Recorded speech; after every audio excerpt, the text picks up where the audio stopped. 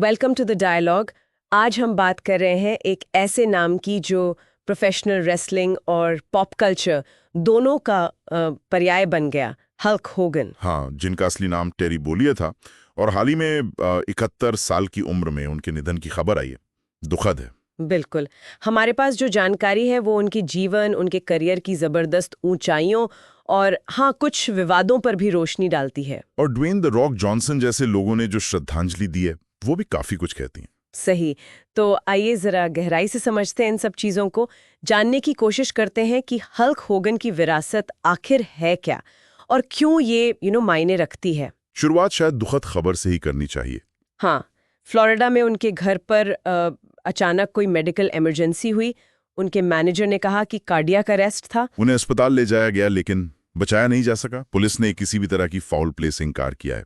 अब अगर उनके करियर की बात करें, टेरी बोलिए ने कुश्ती तो 1977 में शुरू कर दी थी। हाँ, लेकिन स्टारडम तो उनको मिला 1983 के बाद, जब वो वर्ल्ड रेसलिंग फेडरेशन मतलब WWF, जो अब WWE है, उसमें आए। और वहीं से हल्क मीनिया का दौर शुरू हुआ है ना। वो सुनहरे बाल, वो खास स्टाइल की मूछें। बिल्कुल।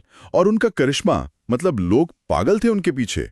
वो रेसलिंग की लोकप्रियता के विस्फोट के बिल्कुल सेंटर में थे। तो क्या ये सिर्फ उनका करिश्मा था या WWF की मार्केटिंग मशीन भी? मतलब इसे बनाने में उसका भी हाथ था।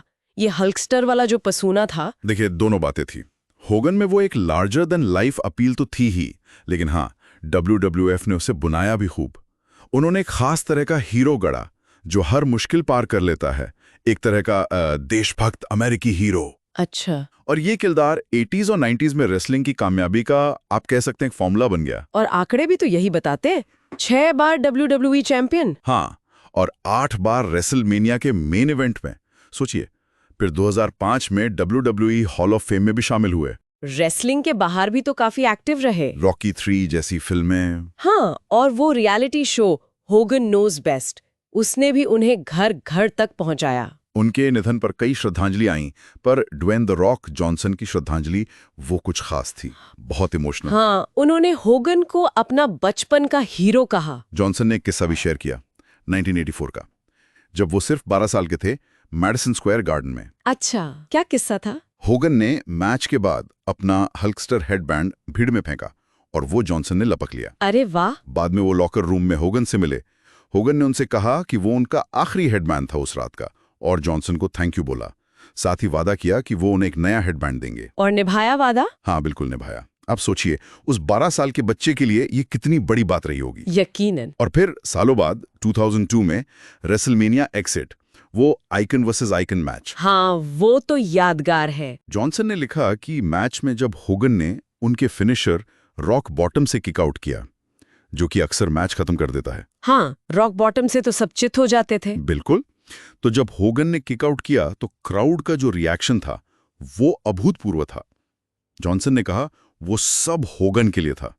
उन्होंने माना कि भले ही मशाल उन्हें सौंपी जा रही थी, लेकिन अपने टाइम में हर अरीना को होगन ने ही भरा था। और जॉनसन के वो शब्द, thank you for the house brother, thank you for the house, ये रेसलिंग की दुनिया में बहुत मायने रखते हैं। बिल्कुल। ये उस आदमी के प्रति सम्मान है जिसने बिजनेस को इतना बड़ा बनाया, जिसने वो घर बनाया जिसमें बाकी रेसलर्स काम कर सके। लेकिन फिर उनके करियर का एक मुश्किल दौर भी आया, वो गॉकर मीडिया वाला मुकदमा, निजता का मामला। हाँ, वो बहुत बड़ा केस था। 2012 में गॉकर ने होगन का एक बहुत ही निजी सेक्स टेप पब्लिश कर दिया था। और होगन ने उन पर निजता के हनन का केस कर दिया। हाँ, और जूरी ने उन्हें $140 मिलियन का हर्जाना दिलवाया। बाद में सेटलमेंट हुआ 31 मिलियन पर, लेकिन इसके चलते गॉकर दिवालिया हो गया। ये केस सिर्फ एक वीडियो टेप का नहीं था, है ना, इसने कुछ बड़े सवाल खड़े किए। बिल्कुल। इसने सेलिब्रिटी की निजता बनाम प्रेस की स्वतंत्रता पर एक तरह की मिसाल कायम की।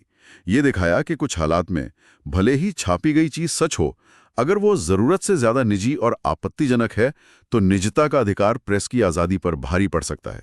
होगन ने गवाही में कहा भी था कि टेप के पब्लिक होने से वो पूरी तरह से अपमानित महसूस कर रहे थे। हाँ, और जानकारों का मानना है कि इस केस ने मीडिया आउटलेट्स को काफी सावधान कर दिया, खासकर जब बात पब्लिक फिगर की निजी जिंदगी के अंतरंग पहलुओं की हो।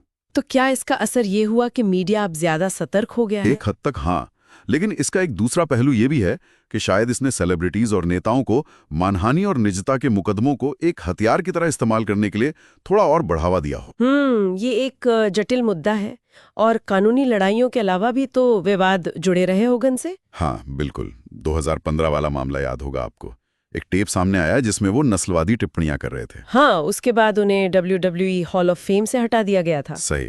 हालांकि 2018 में उन्हें वापस बहाल कर दिया गया, पर इस पर इंडस्ट्री में और फैंस के बीच मिली-जुली प्रतिक्रियाएं थी।